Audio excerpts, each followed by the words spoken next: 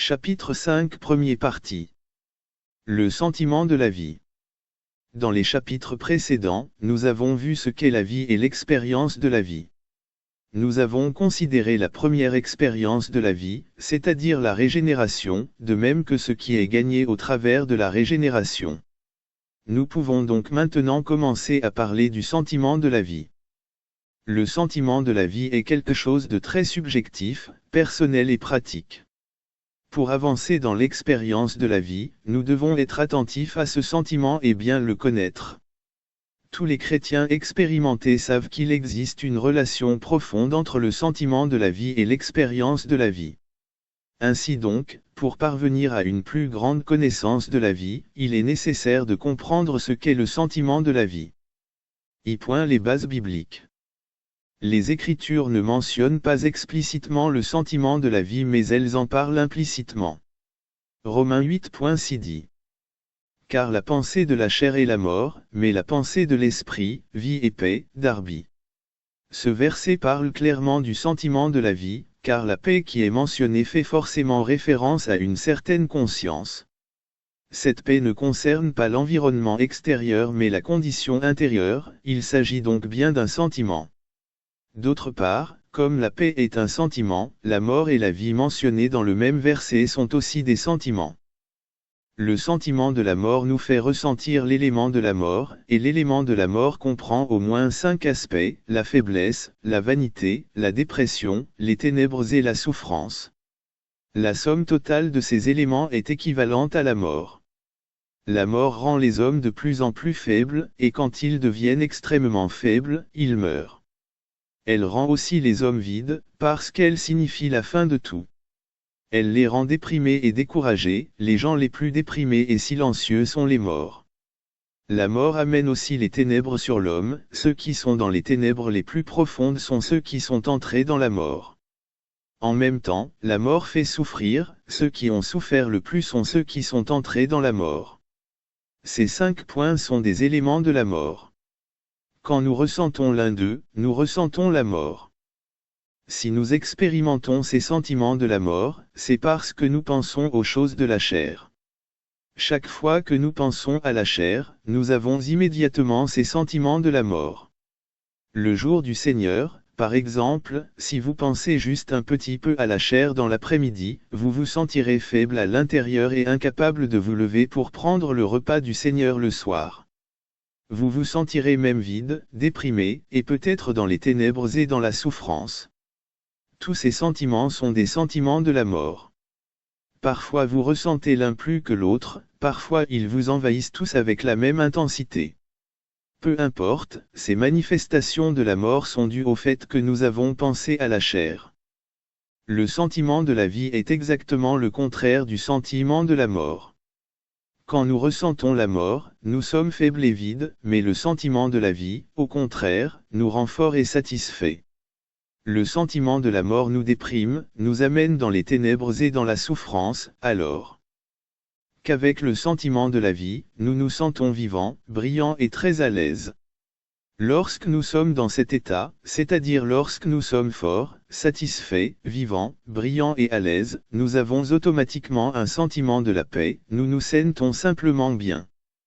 Les choses décrites dans Romains 8.6 s'opposent mutuellement. La chair fait contraste avec l'esprit, et la mort fait contraste avec la vie et la paix. L'opposé de la mort n'est pas seulement la vie mais aussi la paix. Les symptômes de la mort ne sont pas seulement la faiblesse, la vanité, la dépression et les ténèbres, mais aussi la douleur. Ainsi, la faiblesse, la vanité, la dépression et les ténèbres sont en opposition à la vie, et la douleur ou la souffrance s'oppose à la paix. Nous expérimentons la mort lorsque nous pensons aux choses de la chair, et nous expérimentons la vie et la paix lorsque nous pensons aux choses de l'esprit. Quand nous vivons dans l'esprit, le suivons et pensons aux choses de l'esprit, nous nous sentons forts et satisfaits en nous-mêmes, nous nous sentons aussi vivants, brillants, confortables et à l'aise. Par exemple, si le Saint-Esprit vous donne un certain sentiment et que vous obéissiez, vous vous sentirez fort et satisfait, vous serez aussi vivant, brillant et à l'aise.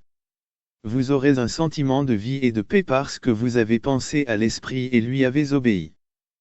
Si Romains 8.6 parle du sentiment de la vie, c'est en rapport avec trois choses mentionnées précédemment, l'esprit, la vie et la loi de la vie.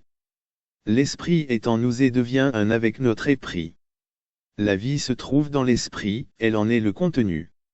La loi est l'habileté naturelle et la fonction de la vie. Ces trois choses deviennent ensemble la loi de l'esprit de vie, c'est cette loi qui régit en nous tout ce qui touche à la vie et qui nous donne un certain sentiment en tout temps et en tout lieu. Chaque fois que nous pensons aux choses de l'esprit et que nous agissons et vivons selon l'esprit, cette loi nous donne le sentiment de la vie et de la paix. Expérimenter la vie, c'est se sentir fort, satisfait, vivant, brillant et frais. Connaître la paix, c'est être à l'aise et sûr de soi. Par contre, si nous pensons aux choses de la chair, agissons et vivons selon la chair, cette loi nous donnera un sentiment de mort, c'est-à-dire que nous nous sentirons faibles, vides et déprimés, nous aurons l'impression d'être dans les ténèbres et dans la souffrance. Ce dont Romains 8.6 nous parle est donc entièrement une affaire de conscience, et cette conscience nous est donnée par la loi de l'esprit de vie. Comme cette loi de l'esprit de vie fait partie du domaine de la vie, la conscience qu'elle nous donne fait aussi partie du domaine de la vie, et comme cette conscience nous est donnée par la loi de vie, elle fait aussi partie du sentiment de la vie. Le second verset dans les Écritures qui concerne le sentiment de la vie est Éphésiens 4.19, qui dit que les gentils ont perdu tout sens moral, qu'ils se sont livrés au dérèglement pour commettre toute espèce d'impureté jointe à la cupidité. Cela nous montre que les gens du monde commettent le péché et font le mal parce qu'ils ont abandonné tout sentiment. En effet, quand l'homme pêche et fait le mal, il a déjà renoncé à suivre tous les sentiments de son être intérieur.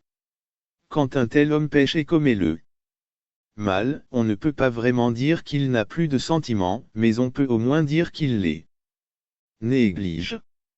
Pensez-vous que quelqu'un qui obéit à ses sentiments intérieurs et qui se laisse limiter par eux soit encore capable de commettre des vilaines choses? Tous ceux qui pêchent et qui commettent le mal sont des gens qui ont rejeté leurs sentiments. Quiconque triche, vole, frappe, dérobe son prochain ou fait n'importe quelle autre chose répréhensible doit avoir négligé ses sentiments intérieurs. Plus une personne commet de péchés et fait le mal, plus elle doit avoir rejeté sa conscience. Par conséquent, on peut dire qu'un homme mauvais et méchant n'a plus de sentiments alors qu'un homme bon et gentil est riche en sentiments. Considérons maintenant qui, du chrétien ou du gentil, a le sentiment intérieur le plus fort. Qui des chrétiens ou des incroyants a la conscience la plus forte? Nous devons admettre que les sentiments des chrétiens sont beaucoup plus forts, parce qu'ils ont les sentiments de la vie en eux, ce que les incroyants n'ont pas. Si donc nous péchons et commettons des méchancetés, il est probable que nous ayons rejeté nos sentiments intérieurs encore plus profondément qu'eux. C'est pour cette raison que les Écritures nous exhortent à ne pas rejeter tout sentiment comme le font les gentils. Les Écritures nous encouragent à être attentifs à notre sentiment intérieur, qui est le sentiment de la vie. Après nous avoir exhortés à ne pas être comme les incroyants qui ont rejeté tous leurs sentiments, Éphésiens 4 continue en disant que nous devons nous dépouiller du vieil homme et revêtir l'homme nouveau. Ce dernier appartient à la vie dans l'esprit. Pour vivre dans cet homme nouveau, nous devons vivre dans la vie qui est dans l'esprit. C'est pour cette raison que Éphésiens 4 nous exhorte à ne pas abandonner nos sentiments comme le font les incroyants mais à vivre dans cet homme nouveau. Cela signifie que nous devons vivre dans la vie qui est dans l'esprit, être attentifs au sentiment de la vie dans l'esprit et vivre selon ce sentiment de la vie. Presque toutes les épîtres commencent ou se terminent par des paroles de bénédiction ou de salutation contenant les mots grâce et paix. La grâce, c'est Dieu que nous gagnons, qui devient notre vie et dont nous pouvons jouir, et la paix est le sentiment que nous obtenons comme résultat du fait d'avoir gagné Dieu. La grâce en nous aboutit à la paix, elle nous amène à avoir un sentiment de paix intérieure. Quelqu'un qui expérimente Dieu, jouit de la vie de Dieu et goûte à la puissance de la vie de Dieu chaque jour aura certainement un sentiment de paix en lui. Cette paix provient du fait qu'il a joui de la grâce. Par conséquent, si nous n'avons pas de paix en nous ou si nous ne la ressentons pas vraiment, cela doit nous indiquer que nous manquons de grâce. Manquer de grâce signifie manquer de Dieu. Comme nous n'avons pas gagné Dieu suffisamment, nous n'avons pas reçu un approvisionnement de vie de Dieu assez grand, et nous n'avons pas assez expérimenté la puissance de la vie de Dieu, nous manquons de paix intérieure. Si au contraire, nous gagnons Dieu davantage et nous expérimentons Dieu et sa vie d'une façon plus précise, nous aurons assez de paix en nous. Cette paix n'est pas une paix qui est autour de nous, dans notre environnement, mais c'est une paix qui est notre condition intérieure. Nous croyons que la paix mentionnée dans les salutations des apôtres est cette sorte de paix intérieure. La paix intérieure est une affaire de conscience. Quand les apôtres souhaitaient que les chrétiens à qui ils écrivaient aient la paix, cela signifie qu'ils souhaitaient qu'ils expérimentent la paix de ce sentiment intérieur ou la paix intérieure. Le sentiment intérieur de la paix, c'est le sentiment de la vie. Ainsi quand les apôtres désiraient que leur correspondant ait le sentiment de paix à l'intérieur, ils voulaient que ces derniers soient attentifs au sentiment intérieur de la vie.